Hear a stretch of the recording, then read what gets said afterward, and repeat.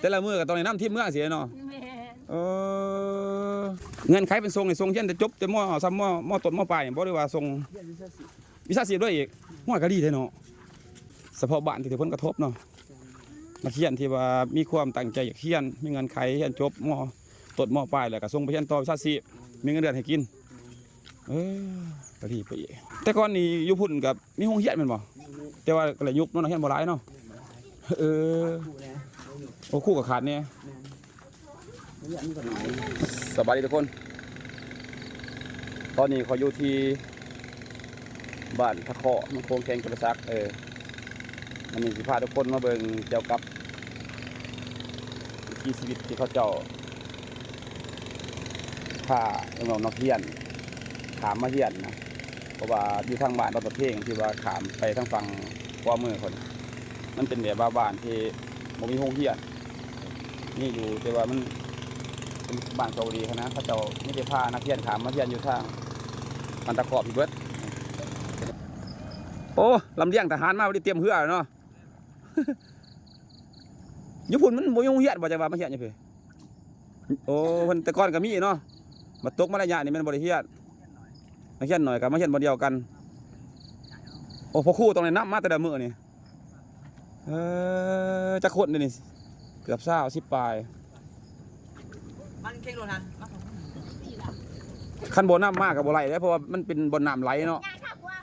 เป็นบ่อน้ำไหลได้ก็ต้องในน้ำมาเฮียนอยู่ทางนี้ผู้เฮียนนี่มันเพียงป.5บ่นี่คือว่าป.อะไรนี่ป.5เนาะมาอยู่ทางเทิงนี่มีหอนหม้อวะบ่มีหม้อติโอ้หลังจากจบนี่ก็ไปเฮียนขี้หน้าต่ออันนั้นน้อยเฮียนป.อะไรนี่ป.2อนุบาลก็มีในคู่เพิ่นก็หอบบ่จักลูกแน่นักเรียนแน่เต็มเพื่อแต่ละมื้อก็ต้องได้น้ำทิพย์เมื่อเสียเนาะ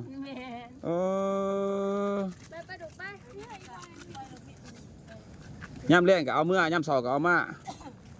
คันไปมาเองก็มาบ่ไหลเนาะ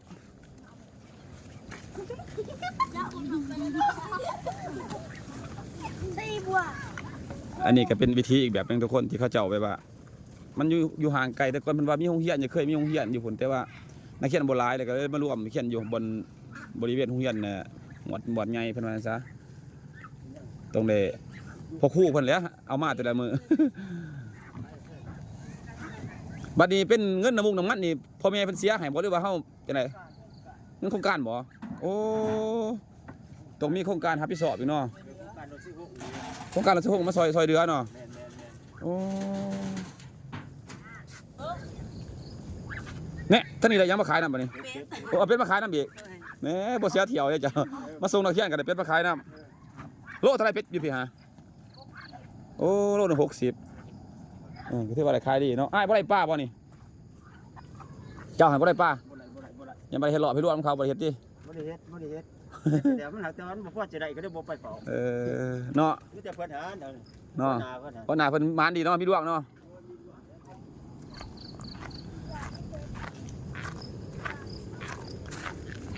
โอ้พวกเสาจะไปย่ำรอบไปจังมาบ่นี่สมพอเห็นจะกายอยู่หลายๆวงเสาป่าเนาะกลับจากย่ำรอบมากับมาโรงเรียนต่อ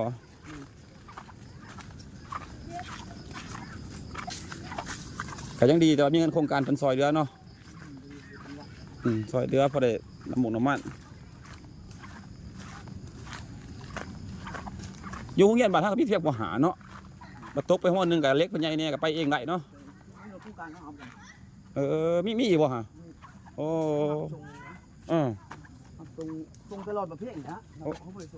โอ้ส่งตลอดประเภทกันบ่แสดงว่าโครงการครับพี่สอบในบ้านเดียวหัน6 หมู่บ้านสลัมที่นอนสดนอนแบบนี้โอ้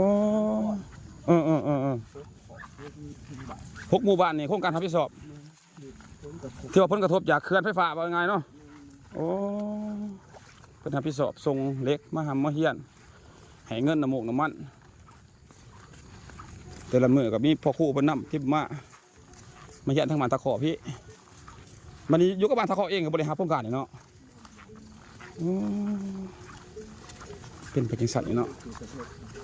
พวกนี้บริถือเนาะ เอาแต่อยู่ไกลๆออกมาหกหมู่บ้านฮั่นเงินไขเป็นทรงในทรงเช่นแต่จบแต่ซ้ำมอต้นมอปลายบ่ได้ว่าทรง เรียนวิวิชาศิลป์ชาชีพด้วยอีกหัวกะดีเด้เนาะ ครับคุณจะพัดเอาปีหนึ่งผมคนบ้านหนึ่งก็โมเจ็ด โอ้ ท่านมี2ท่านเรียนมหาบาลเขาโบราณก็เอา2 คน เออ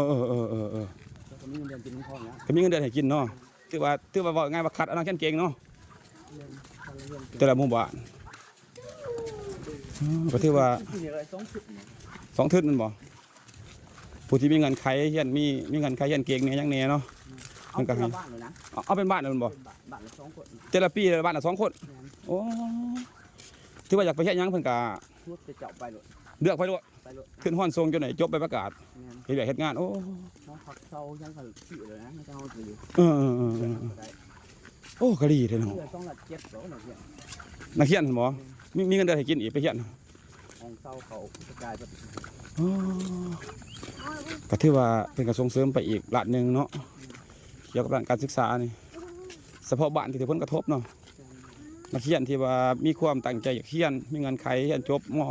ต้นม.ปลายแล้วก็ส่งไปเรียนต่อวิชาชีพมีเงินเดือนให้กินก็ดีไปอีกนี่เพิ่นมาเรียนอยู่บ้านตะโขตะโขเพิ่นนำมาแต่ก่อนนี่อยู่พุ่นกับมีโรงเรียนแม่นบ่แต่ว่าก็เลยยุคเนาะนักเรียนบ่หลายเนาะเออ คู่นะ โอ้คู่กับขาดเนี่ย เรียนก็หน่อย อ๋อ ก่อนบ้านหน่อย โอ้ดิบ่คงเฮียนจากไกลๆเนาะขึ้นมากับพุ่นยางมานี่ประมาณ100 กว่าเมตรก็ฮอดเนาะเด้นักเรียนเพิ่นขอบใจผู้ครูขอบใจ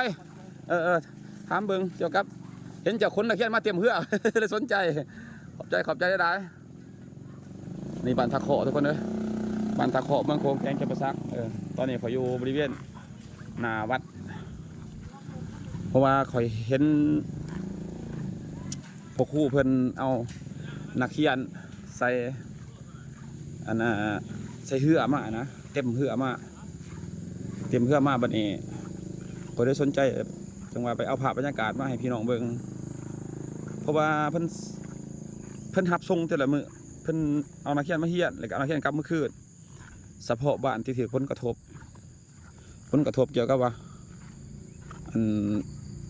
เขื่อนเราเสียหกนะเนาะตามเราสู่ฟังนะ6 หมู่บ้านเพิ่นว่า6 หมู่บ้าน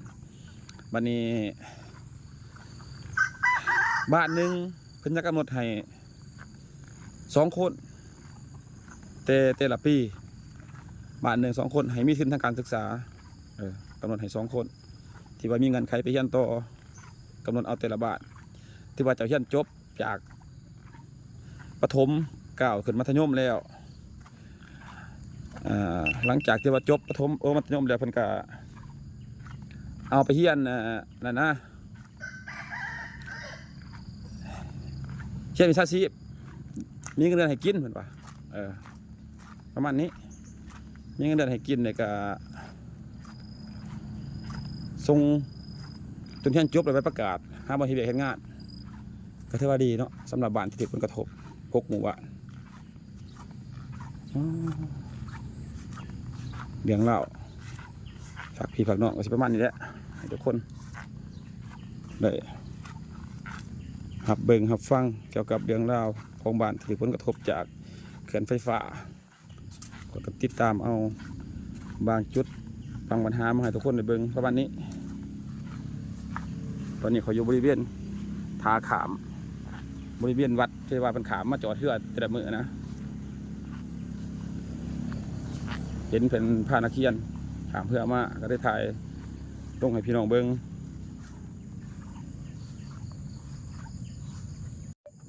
ทุกคนเด้อสำหรับวิดีโอนี้ก็ฝากทุกคนสั่นๆไว้ซ้ำอีกก่อนเป็นเรื่องเล่าอีกเรื่องหนึ่งที่ว่าสำหรับหมู่บ้านที่ถูกผลกระทบจากไฟฟ้าจากเขื่อนไฟฟ้าเนาะ6 หมู่บ้านคือพวกผู้บรรเราสู่ฟังเมื่อกี้นี้เพิ่นนำพานักเรียนหันขามนะมาแต่ผู้นอนประเพงพวกขามมาขึ้นบ้านตะขอนี้มาเรียนอยู่พี่เพราะว่าอยู่พี่มันมีโปรหนึ่งหอดโปรหาต้องพูดหันแต่ก่อนเคยมีโรงเรียนอยู่แต่ว่าตอนนี้ถูกยุบถูกปิดอันหนึ่งมากกับขาดนักเรียน2 มากกับขาดครูสอนเพิ่นว่าตามเพิ่นเราสู่ฟังจังหวัดในน้ำพามาแต่พุทธวันนี้การไปการมามันเพิ่นรับผิดชอบมีทุนโครงการของเพิ่นให้มาเป็นเงินน้ำมูกน้ำมันบ่เงินอีกปัญหาหนึ่งกับว่า หมู่บ้านหนึงเนี่ยเพิ่นสิให้2คนเกี่ยวกับทุนที่ว่าส่งเสริมไปเรียนต่อเนาะเฉพาะผู้ที่มีเงินไขจบม.6 ม.7 แล้วไปเรียนต่อวิชาชีพมีเงินเดือนให้กินเดือนหนึง2 ล้านปลายจนเรียนจบแล้วไปประกาศเพิ่นว่าเอ้าสำหรับเรื่องราวสั้นๆหย่องๆให้ทุกคนฟังซ้ำนี้สำหรับวิดีโอนี้ก็มีประมาณนี้ทุกคนบ๊ายบายสวัสดี